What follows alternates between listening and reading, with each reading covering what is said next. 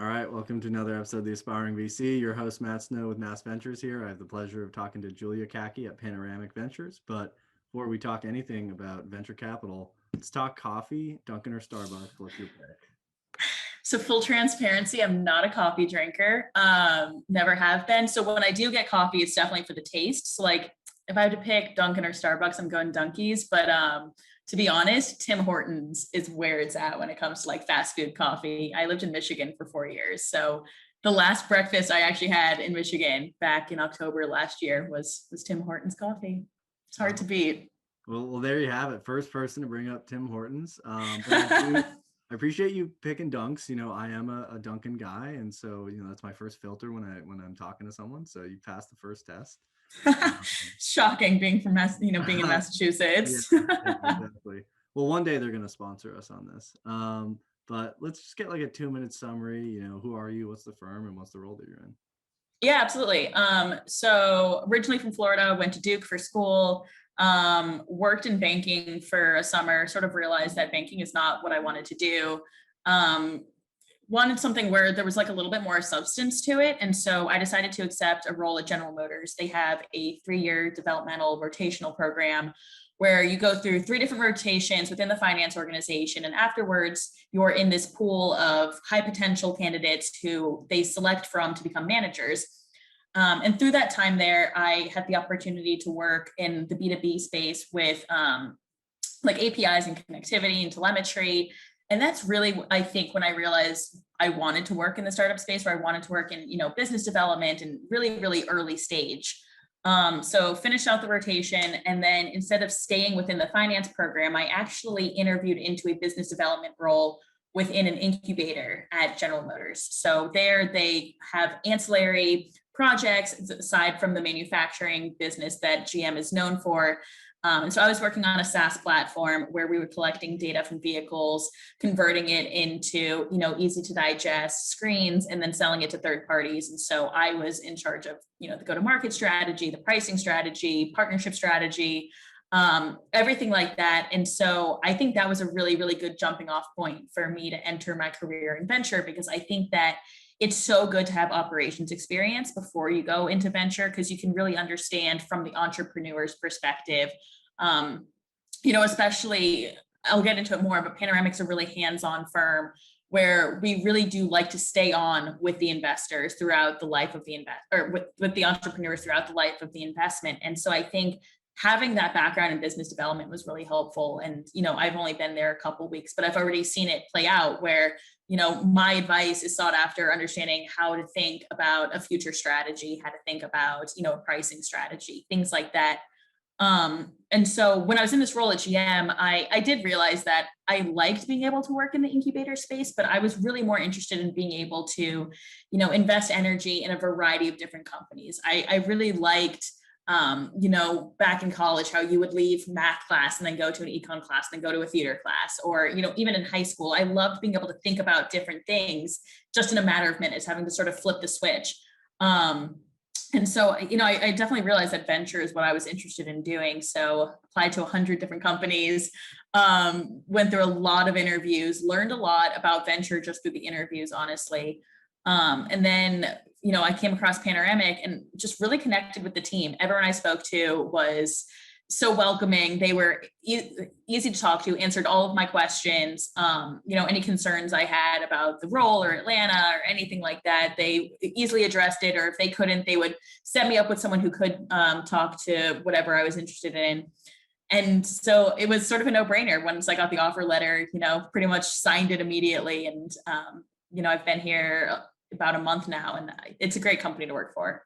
It really is. Atlanta's a great city, and we invest in really interesting products. So it's been a good time, and that's sort of my entire life story, I guess. Yeah, no, I'm really excited for you, and obviously, we met kind of right before this big change for you, and so I was excited to see it go public, and it's a great spot. It's a very new firm, so do you want to tell us about just how it all came together, and what you guys are kind of focusing on more? Absolutely. So Panoramic is really interesting because we grew out of BIP Capital, which is definitely an older firm. It's a firm that's been around for, 10, 15 years or so. And as we were raising our fifth fund, we added on a new partner, Paul Judge, and he is a legend in the startup industry. So that was such an exciting thing. And so we figured it was really time to do a rebrand. BIP Capital very much was associated with Southeast companies, and we wanted to make sure that we weren't limiting ourselves geographically. And so rebranding as Panoramic, we say take a wider view, because we are now, we want to prove that we're looking at companies in the Southeast, yes, because it's easy, it's convenient, it's right in our backyard, but we're not going to be turning away companies that are from the Midwest. I've had the opportunity to speak to a couple companies that are based in New York. We're trying to make sure that we're not prohibited by geography. And so that was part of the rebrand. And then also adding on Paul Judge. Two really, really exciting things, changing it up. But that's sort of where Panoramic came from. So we're definitely not new in venture. We have people who have been in the industry for years, people who are experts in the space. We have amazing entrepreneurs and, people who have worked in startups on our list, our list of partners or whatever. So we're not new to the space, but we definitely are using the rebrand as an opportunity to make sure that we're not shutting any doors, and that we're just growing, widening the net that we cast. Totally. And I think we did hit on a lot of this earlier, but let's just dive deeper into your origin story, like go all the way back to honestly like end of high school, beginning of college, and everything that kind of led you to where you are right now. Yeah, absolutely. So like I said, I grew up in Florida. I went to a really small school. There were about 100 kids in my graduating class. So for me, when I was in high school, it's so strange, but somehow I knew that I wanted to go into consulting. I think that most high schoolers don't even know what, maybe they do now, but back when I was in high school, people did not know what consulting was. So I was sort of the oddball out. I thought I wanted to study history. I loved history. I had no idea where I wanted to go to school. I ended up applying to 16 different schools for college. So pretty much spent my entire senior year studying for APs and applying to college. And it's so funny. I love telling this because Duke was actually not my first choice. I actually didn't get into my first choice school. And I tell everyone that that was the best thing that ever happened to me, because for me, Duke was the absolute perfect school. I really found people that I connected with, people I still stay in touch with. It's such an amazing network. I actually was talking to another venture capitalist today who also went to Duke 2 years after me, lived in Detroit, working for a Detroit venture firm. And it's so funny. We'd never met before, but we spent easily 28 minutes just like talking about Duke, talking about basketball, talking about alums, talking about Durham. And it's just this great bond that people who went to Duke really do seem to love Duke and want to talk about Duke all the time. I sort of warn people in advance that if you're getting in a conversation with me, 80% of it will be about Duke. So it's an amazing school. And I'm so happy that I didn't get into my top choice school, because Duke was so much better for me. And so, I went in and sort of switched gears, decided I wanted to study psych. Then all of a sudden switched gears, wanted to study econ. And so I actually really enjoyed econ because it was sort of a connection between math and psychology, where you're understanding consumer behavior, but then able to quantify it. And so for me, that's two of the things that I really enjoyed, is being able to understand why people do the things they do, and then being able to use data to actually support it. Studied econ, ended up being an econ TA my senior year. I liked it that much. Spent some time studying abroad in London, doing more econ, also doing psychology, making sure that I was, still pursuing my interests. It's funny, of course I was involved in pre-professional programs. I was in business-oriented women, but so much of my time at Duke revolved around athletics. I think that I've always been a big sports person. In high school, I was a 3-season athlete, went to every single football game in middle and high school, home and away. And then, I went to Duke and never missed a basketball game. I worked for the football and lacrosse teams. For those of you familiar with tenting, I tented all 4 years, so I slept out in a tent just to go to the Carolina game. So for me, it's like, I've always been interested in sports. So, I guess a dream of mine, be the next Mark Cuban, own a basketball team. That'd be pretty dope. I don't know if you can own college basketball teams, but, definitely a new dream of mine is to own a college basketball team. And so, Yeah, then I graduated, moved up to Detroit, didn't know a single person in the entire state of Michigan, sort of had to figure everything out. And I think that that's another thing that's really helped me along is I didn't know anyone when I went to Duke. I didn't know anyone when I moved to Michigan. I really didn't know anyone when I moved to Georgia.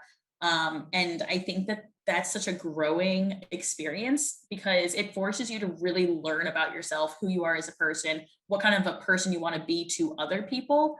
And I think that's something it's really special and it's really important. And I think that so many people now, especially given the pandemic, it's definitely harder to go out and meet people, but I think it's such an important skill to develop, especially in the VC industry. So much of what we do is getting on the phone and Zoom and talking to random people that we've literally never met before. And if being in VC is the first time that you're doing that, I think it's definitely a harder learning curve to get over the older you get, because for some reason, when you get older, you start to have more, inhibitions, and, the younger you are, the more you're free to just be like, hi, I'm Julia. Do you want to grab drinks tonight? Or do you want to grab a cup of coffee or tea or whatever this weekend? So I think that's something that, a lot of people sort of overlook, but I think, going against the grain and doing your own thing and figuring yourself out on your own time is such an important trait and such an important skill to pick up early. And so, yeah, then I talked about GM and talked about, Panoramic and everything. So that's me in a nutshell. Oh, that was awesome. And I think I really like to focus on like practical advice for people that are trying to break into venture because it is such a hard thing to do.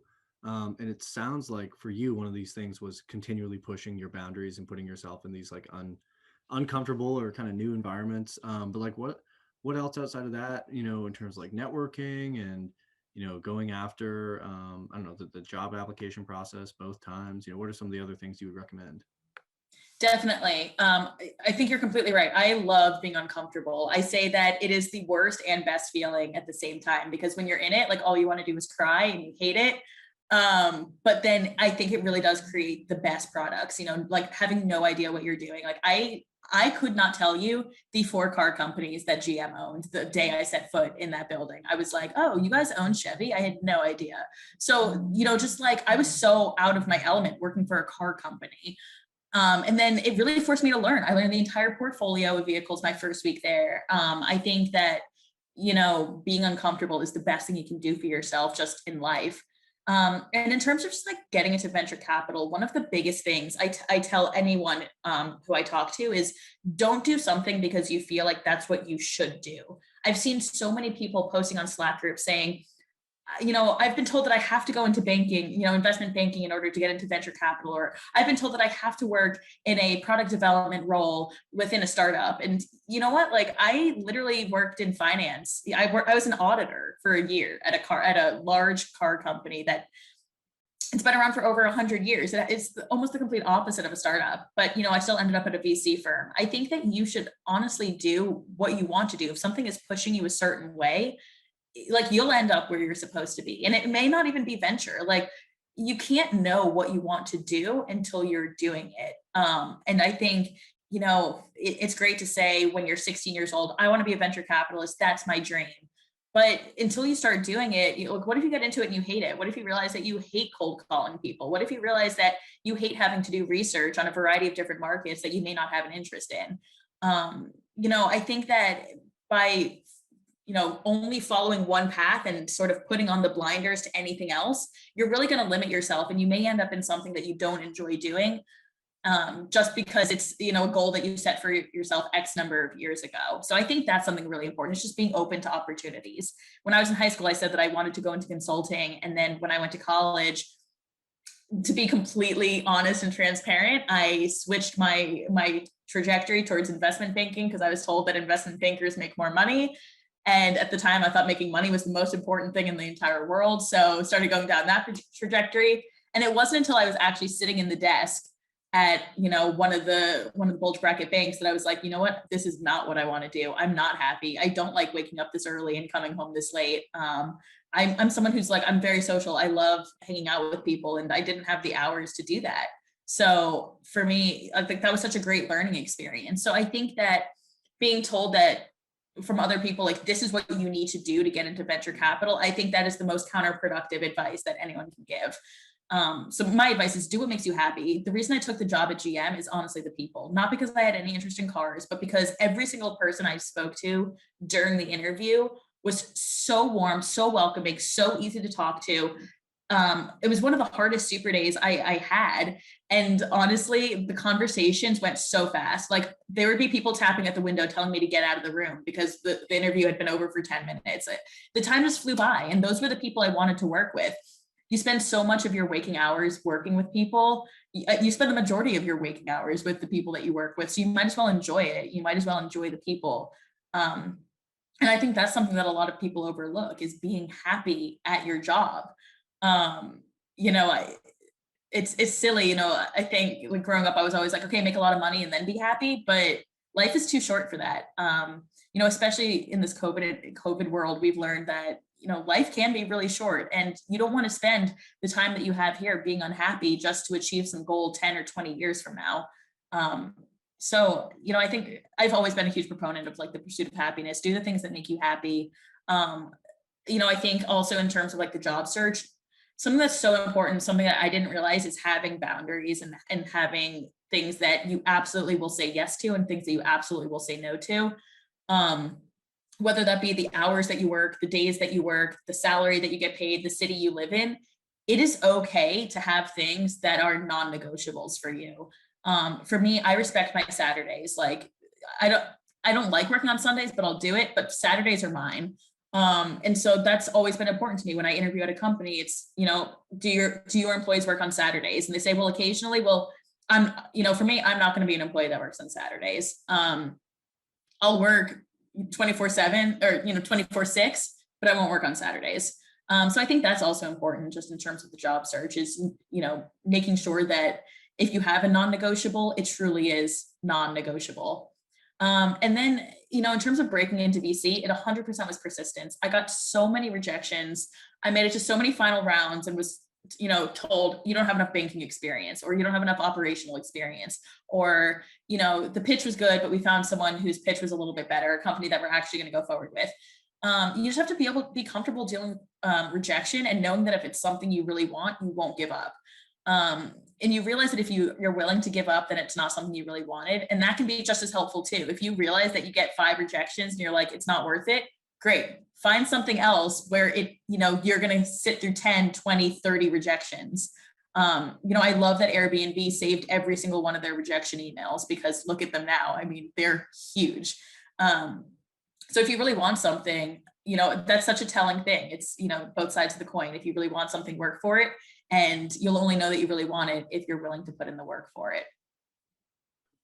Absolutely. And, it's funny, earlier we were talking about like the comfort zone thing. Like the reason that we're on this podcast right now is because we went on a VC hot seat event. And sometimes I can do those networking events fine. I don't know, that night I was like, oh man, I'm so not ready for this thing. But it ended up being super fun. And I think it just goes to show like putting yourself out there. And I think both of us have been through a lot of rejections to get to the spots that we're in right now. And so I think you have a great point on people, finding that thing where it's actually going to be enough motivation to make you push through that and kind of having that integrated life plan, I guess, of, actually enjoying what you do while you do it, not just for some future potential reward, financially or otherwise. Yeah, absolutely. Shifting gears a little bit, want to talk about like the impact that you would like to have. Both kind of what do you want to see founders changing, and then also, what do you want to be your direct impact, of your kind of work?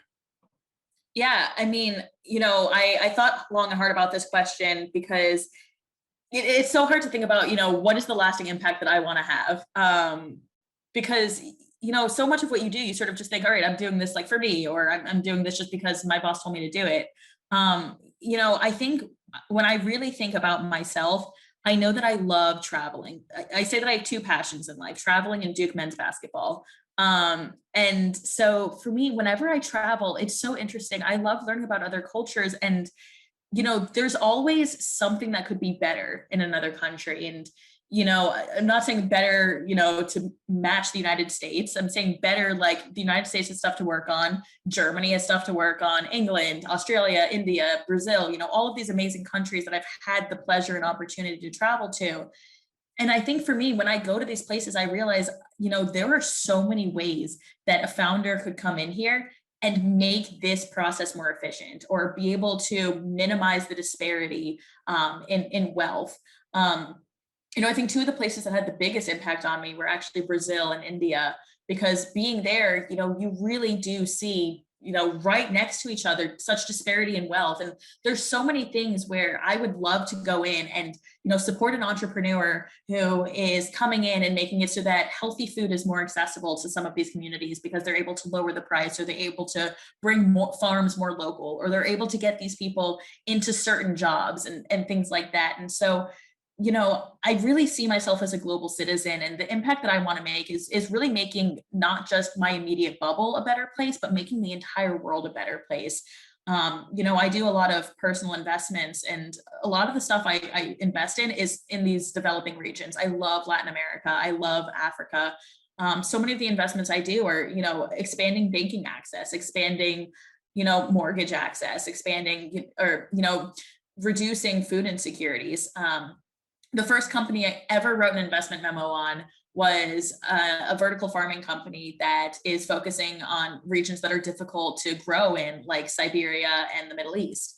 And so things like that, I think, are so important. And I think that if I, as a venture capitalist, can help promote change that, can make people's lives around the world better, that's something that's going to be really important to me. And I think that's really going to drive me. And then, I I always do have this platform where I do want to get more representation, especially from females in venture capital and in entrepreneurship. It's so funny. I'm in so many of these calls, and I hear someone say, "Oh, Julia's on the call. She's the only female voice." And I'm like, "Yeah, I'm here." And it's fun at the time, because it's like, I like being able to stand out. It's like, oh, well, everyone knows that it's me speaking. They don't have to say, "Oh, who was that?" But that shouldn't be the case. There should be 4 or 5 females on these phone calls, or, we should find entrepreneurs who, maybe we don't understand their product because it's a product geared just for females. I have a friend here in Atlanta who's working on a product that it's really difficult for males to understand the need of this product. But me as a female, I'm like, no, I get it. Like I've struggled through that before. And so I think, that's something that, being in venture capital, I'm so excited to get to work towards. I love when females reach out to me and they're like, "Hey, like, how did you get into VC?" And I'm like, "I'm gonna tell you my honest story. It's not the traditional path, but I love that you're so invested and, like, interested in getting into venture capital." So, I mean, I think those are two of the big things for me. And then also just, like, in terms of impact, I want to have fun. I want to get to travel more. I want to get to meet more people. I want to eat really, really good food. I want to be able to, teach people about, good food, good travel, good people, good culture. The things that people, when it comes to careers, don't necessarily think about day to day, but those are the things that, make having a career, sort of worth living. Why do you want to make money? Well, I want to spend it on travel and food. Well, cool. So let's talk about travel and food. Sports too, variety of interests. So, I just want to open the door for conversation, really, about any of those things. Totally. And like, unique to you, I do want to understand your perspective on having a really good understanding of economics and psychology, and then like how that, honestly, I feel like there's a lot of solid venture capitalists that have that background too. And so curious how you think about it when kind of evaluating companies. It's so interesting. And I feel like from the economics perspective, it does get very controversial, because for me, when I was in college, for some reason, my brain was very drawn to macroeconomics versus micro. For me, I struggled in micro. I would go to office hours. I had study groups for it, but for macro, it's like, I looked at the textbook and I was like, "Yep, checks out, makes sense, got it. Let's go take the exam." And so, I don't know why that is, but so for me, I think that I get in trouble a lot because my opinions and view towards large issues that are going on in the world are very macro based as opposed to micro based. And so, I do see the world in a very macro way. And so, I don't want to get into the specifics of it, but I did end up posting a tweet that I ended up taking down because it was a little too controversial because of my opinions on macro versus microeconomics. So I think that it's tough. It's a tricky game to play because economics is not a field where things are black and white. It's not like, biology where we understand how the Krebs cycle works, or, the Kelvin cycle works. Um, theories are constantly being challenged. They're constantly being brought up. There's a reason we have, I know we have Nobel Prizes in a variety of fields, including chemistry and things like that. But there's a reason that new theories are coming out and getting Nobel Prizes, is because economics is developed in a vacuum. Like, you have to make certain assumptions in order for theories to be true. And so those theories are going to change over time. And I think that's something that's really interesting and fun about it for me, is that, the economics that people studied back in the 40s are being challenged today. We have new schools of thought that come out all the time. And so I think the nice thing about economics is that you can sort of latch on to theories that, you personally find captivating or telling, and you can sort of run with that. And, you can make your own assumptions and change these things, because economics is so assumption based. And, just from the psychology perspective, it's something that I've always been interested in. I love understanding other people. I think in venture, it's so important to understand where other people are coming from. One of my favorite books I read was Venture Deals by Brad Feld, because he writes it for both the entrepreneur and the VC. And I think that's the most important thing, is being able to understand where both people are coming from, understanding that, a lot of times the interests are not aligned. Because VCs are always going to want to spend less money and gain more, get more equity, and founders are always going to want to get more money and give up less equity. So, naturally interests just aren't aligned. And so I think it's so important being able to walk in and understand why an entrepreneur wants, to give up a certain amount of equity, or why they want to raise a certain amount of money, or what their story is, things like that. And I think just in everyday communicating, just trying to understand people is so important. They always say VC is all about networking. And for me, I don't like transactional relationships. I've never liked transactional relationships. I've had friends who see me as a purely transactional relationship. And, for me, it's so icky. Like the wannabe psychologist in me is always like, I'd rather learn about you and get to understand you and see, what are the things about you that make you a unique person? What wakes you up in the morning? Like, what gets you out of bed? What do you like to do on the weekends?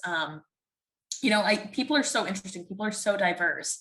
And so for me, that's what I really love about psychology, is just getting to understand people. And, I hop on these calls with people who work at VC firms that are, Panoramic only does B2B. These firms only do B2C. It's not like I'm never going to talk to them again. I actually set up recurring meetings with those people, because I love hearing what about the B2C market is exciting to them. What trends they find interesting and new and developing, what their passions are, things like that. I can talk for days, but I also can listen for days. I know that I definitely can be a chatty person, but I really do love listening to people. I love learning about people. I spent a summer at Yale, actually, and every single person I met there was so different. One of my best friends was from Guatemala. One of my best friends was from Mexico. And it was amazing learning about their family, their schools, why they chose to come to Yale that summer. I had a ton of friends from Singapore. And it's just so interesting hearing about people's backgrounds. I love when you sit back and think, wow, this person had X number of years of their life before they met me that is so drastically different than my life was. That's amazing, and that's incredible. And I think that's really what draws me to psychology, is that just innate curiosity that I have for understanding other people. And I guess it makes kind of sense right now. Why do you like venture, right? It's all these things. You get to talk to people, you get to look at markets, you get to take some of the econ stuff. You really just get to, and you get to enjoy what you do and pursue cool and great and impactful things, right? Yeah, absolutely. And I think that I'm so lucky that I was able to find something that I'm interested in doing, so early on in my career. I know for me, it seems like 4 years into my career feels like a long time, but I'm so lucky that, in my 20s, I was able to find something where I'm excited to wake up in the morning, where, I literally wake up before my alarm clock because I sort of just want to get online and read more about, the latest compliance software, or read about how healthcare is changing or things like that. I am very fortunate in that respect. No, totally. I think it's a gift. And then, remembering that, we're all here because of these founders who take this like insane task of building a company. I mean, like insane the number of things that they have to do at the same time to try and fight this massive uphill battle of getting a company that can actually raise money and have sales.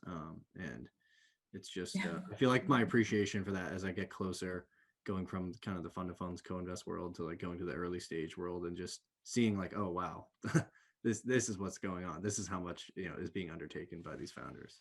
I almost like being friends with entrepreneurs more than potentially investing in entrepreneurs, because that's really when you can ask the questions like, so like, what do you do from 9 to 10 a.m.? Like, how do you decide what you want to spend money on? How do you schedule your days? Like, you can really like, I love being able to ask those stupid questions and just sort of get an understanding for people like that, because I haven't had the opportunity, and to be honest, I'm too scared to go out and start something new. I've always worked at a company where I have a boss and the boss sort of tells me what to do. And yeah, I can do my own projects, but I never wake up and I'm like, oh, I have no idea what to what 18 things I need to get accomplished today. So I love being friends with entrepreneurs and asking them and these questions, because entrepreneurs are incredible and I have the utmost respect for them. Yeah, absolutely. If you're ready, we can move into some of these rapid fire questions here. Yeah, sure thing. Let's do it. So first one, who's been one of your most important mentors? What I'd like to add is if you remember something they said or did that still kind of stays in mind today. Yeah, so I mentioned that I studied abroad when I was at Duke. I actually did 2 study abroads. I did one in the summer, which was through Duke, and then one in the fall, which was just through University College London, or UCL. And the one that I did through Duke was called Duke in London Finance. It's a summer where we had these 2 econ professors, cross the pond with us and spend the time with us and teach us 2 courses very, very quickly. And I definitely want to call these professors out because they're amazing. They're definitely the 2 of my most important mentors. It's John Kakavale and Emma Raziel. I think both of them have been so influential in my career. John Kakavale really got me interested in capital markets and got me really interested in fixed income, which it's something that I think most people don't even like. Most people are so attracted to equity markets because that's what you read about. But he really was like, fixed income is pretty cool. And he's the one who actually got me to take my job at General Motors. I was sitting there and I was like, I don't know what to do. Like, I don't want to move to Detroit. And he looked me in the eyes and he said to me, if this job were anywhere else in the country, would you take it? And I was like, well, yeah, absolutely. And he's like, well, I think you have your answer. Like don't pick a job based on the city. And I was like, oh my gosh, that's so smart. So I moved, and Detroit ended up being amazing. I have some of the most incredible friends. I literally still text most of the people that I weekly or whatever that I met up in Detroit. So that was amazing advice. He really helped me out there. And Emma Raziel, she's been so amazing. She's so smart in what she does. She's probably one of the most intelligent people I've ever met. And every time I come back to campus, we catch up, and it's so nice hearing about, the courses she's teaching. And, she's so helpful in getting students where they want to be in terms of their career. She definitely was one of my biggest influences in realizing that, just because I thought I wanted to go into banking doesn't mean that I had to do banking. She was the one who said, if you don't like banking, don't go into banking. Like, here's 18 other jobs that you would be interested in, and I'm perfectly happy to give you introductions. And I think that was something that was so important, is realizing that I didn't have to do what everyone else, it's at least what it seemed like everyone else around me was doing. Sort of forging my own path. And I think that was so helpful. And she's so good at giving advice like that. So, having the summer with them and getting to really be so close to these 2 well-respected, important professors at Duke, because I think there were only like 12 people in the program. That was an amazing summer. And I love that I can still keep in touch with them because they really are an inspiration. They're amazing, and they teach at Duke because it's what they enjoy doing. They don't need to be teaching, but they like working with students, and they like being able to share their knowledge. So that's something that definitely inspires me, and they definitely have been huge mentors still to this day. Yeah, no, it sounds like it is an amazing program. I'm pretty jealous. Yeah. uh, so next one is, who is one of your favorite VCs outside of your own firm? It could be another firm or just another, specific GP somewhere. Yeah, so I may come across as a fangirl, but I definitely admire Brad Feld from the Foundry Group out in Colorado. I've read all his books. I'm involved in his online training program right now. Watched a ton of his lectures. I think what's so great about him is that he cares about venture capitalists and entrepreneurs, and that he very much wants them both to succeed, because he understands the value of what can come out of a really great relationship between the two. And so I think that's really important. I also think that it's so important that he cares so much more about his impact on the world, more so than the financial returns that he's going to make for his LPs. So the Foundry Group is actually a B corporation, which means that they've met the standards. Sorry, I wrote this down. They met the standards of social and environmental performance, accountability, and transparency, which means they don't just focus on the bottom line, but also the community at large. And for me, that's always how I've been. Every single year I find like 3 or 4 charities or organizations that I want to volunteer with or donate my time to. And I think that's something that's so important. I think that it's great to walk home with a fat paycheck, but if you're not doing anything with that paycheck to better the world, I don't know. Like, I feel like there's so much more people could be doing. And I think that Brad Feld is someone who doesn't just talk about making the world a better place. He really, he puts his money where his mouth is. And I think that's something that I really admire. Another one is Mark Cuban. I think in terms of an entrepreneur, he's what I aspire to be. He's someone who I've heard from so many founders where he'll pick up the phone at 2:00 in the morning. He'll respond to an email within 5 minutes or 10 minutes. It doesn't matter what time of day it is or what day of the week it is. I definitely, like I said, my Saturdays are pretty sacred and I like my sleep, but I love the fact that he cares enough about his entrepreneurs that he's willing to set aside time and find time to help them out. That's definitely where I sit. I want to help the entrepreneur. I very much feel like entrepreneurs are incredible people who are, introducing amazing things into the world. And if I can be there to help, even if it's just to be a sounding board for an idea, I want to do that. So I think the two of them are, really incredible, entrepreneurs who are, very, very different in their field. One owns the Founder Group and one's more of an angel investor. And so it's awesome to be able to see two sides, two different types of investors, and how they really are making an impact and helping out entrepreneurs. Yeah, I mean, those are two of the best, and anyone trying to break in, that you got to start reading some Brad Feld and listening to both Feld and Cuban, and think about the impact they've had on the world. Like, how many people have jobs because of them? How much technology is here because they brought it forward and invested in it when no one else would? I mean, you can't even. That's something worth striving for, Oh yeah, absolutely. And like I said, owning a basketball team eventually. Yeah, it never hurt to own a basketball team. When you are looking at companies, what are some of the characteristics of a startup that get you excited? Yeah, so it's so interesting. I love hearing people talk about the horse versus the jockey debate, because everyone has a different opinion on it. And for me, I think that I haven't really found a good weighting. I sort of weight them both equally. I think that saying that you're only going to invest in a good leader can be really detrimental, because if there's a really bad product out there, I don't really care how good the leader is. If the product's going to fail if no one wants it.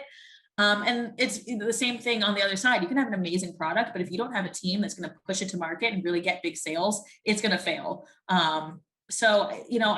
I think both are really important. I always look at the team and I say, how much experience do they have in the space? How much do they want this? Like, how much do they care? I think one of the really important things, especially as an early founder, is if you're not invested in your company, if you sort of had the attitude where, if this doesn't work out, I'll just start another company.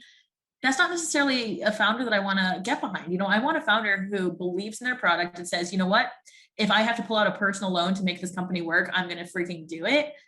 For me, that's amazing. They truly care about the company. There's someone who's going to push it past the finish line. And, in terms of product, there's definitely sort of a gut feeling to it, where if you see a product and you're like, oh my gosh, this would make my life so much easier, or this would make that person's life so much easier. I've been to this country and I've seen that that is actually a huge issue. For me, I'm like, all right, let's dig deeper. Let's see who else is doing this. Those are sort of the initial things that get me excited. And I think, due diligence really is an important part of the product, part of the process in terms of finding a good investment. A lot of times you can see a good idea, but then once you start doing research, you realize that 18 different companies tried it and they all failed. And so there's probably a reason that they failed. But I think, just in terms of gut, I love looking at the team and I love looking at the product. I'm not putting 100% of my bet on one or the other. Well, and from I feel like from your econ background, you must have a great eye for like market sizing and like critiquing TAMs and thinking about like market timing and all that, right? Oh my gosh, I think my 8 months working in the incubator, I've heard more Tam Sam Som stories than I than I care to talk about. But I mean, I lived and breathed Tam for 8 months thinking about market sizing. So I think econ definitely helps with that. I think thinking about macro trends, thinking about how everything plays in together between interest rates and unemployment and import export tariffs and things like that. Understanding all of those big macro trends and making sure that you're staying current on the news. I really do not like politics, but I think that there's so many things and regulations that you just have to be aware of, in order to think about these companies. So much of what we do is in the healthcare space, and I'm sorry, but you're dumb if you're not following healthcare regulations and you're going to invest in a healthcare startup, because those things are all really important. I think understanding from a big perspective, what is going on now and what's going to be going on in 5-10 years from now.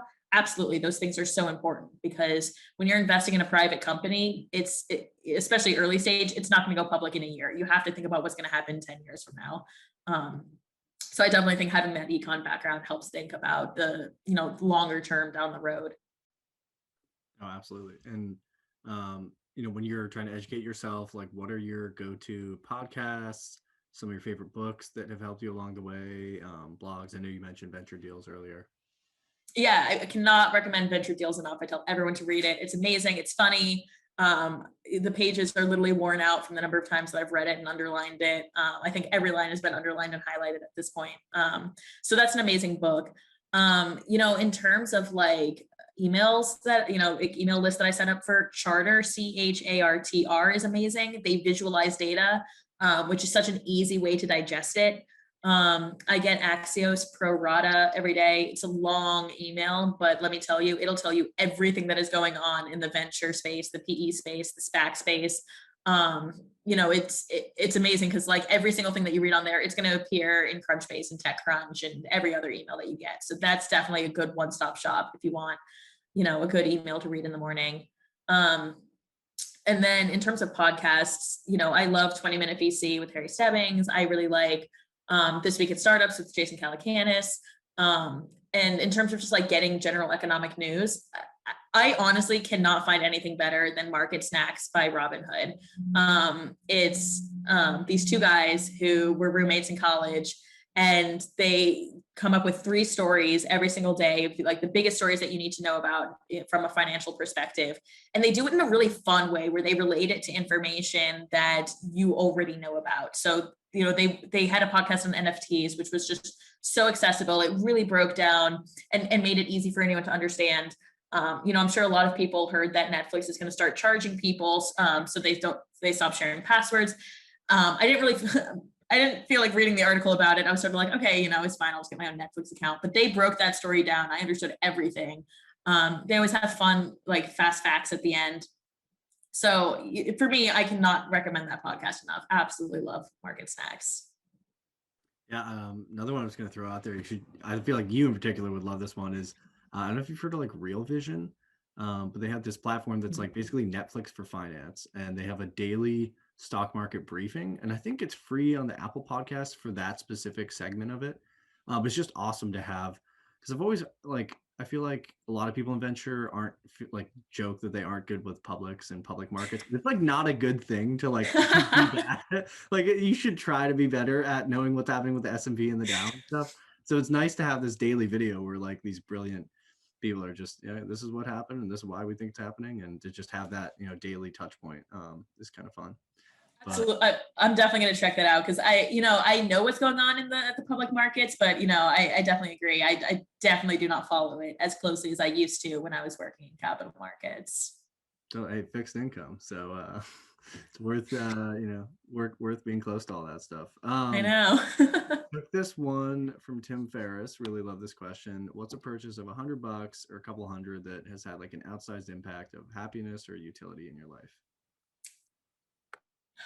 I want to say my global entry card because getting to cut security and getting to get into countries faster has definitely been a huge life save. But since I haven't left the country in over a year now, I don't know that one is super relevant. But honestly, it's so silly. I love my cooking utensils, and I will say that my air fryer is one of the best purchases I have ever made.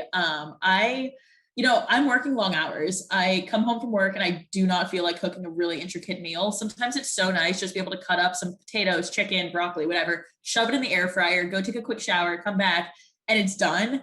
And the food is really good. It's amazing. You can pretty much throw anything in there and the food will come out really nice.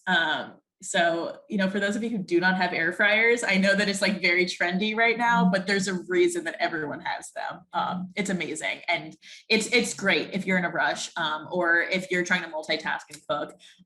You can really just throw anything in there and it's going to come out crispy on the outside, nice and soft on the inside. Well, like me. I am, I'm on the non-air fryer side of the world, so I think I need to change that and join the air fryer club. It sounds like a great community to be a part of, and it sounds like a great life hack. But yeah, let's make sure you promote yourself. Like, where can people find you? Twitter, LinkedIn, anywhere else?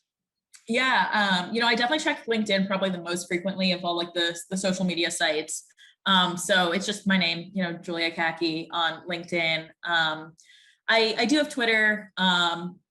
Feel free to follow me. I like to post stuff about VC, but honestly, I like to just post life stuff. The other day I posted, hot dogs are really underrated food. I had a hot dog for the first time in ages and I forgot how good they are. So if you want some of my humor side, definitely follow me on Twitter. I feel like I have to promote my Instagram. I just made it last week. I am 26 and I've never had an Instagram until last week. So please do follow me. I like posting about food. I like posting about me at work, me working out, just, average daily stuff. Please do follow me. My Instagram handle is Kahky like the pants, but it's spelled my last name Kahky. So Kahky. And then, in terms of like emails, I read every single email. I don't want to give out my email on the podcast, but if you're interested in emailing me, find me on LinkedIn. I'm one of those people who reads every single email that hits my inbox. And I'll always, especially if it's a founder, I 100% will respond. I think it's so important to get feedback.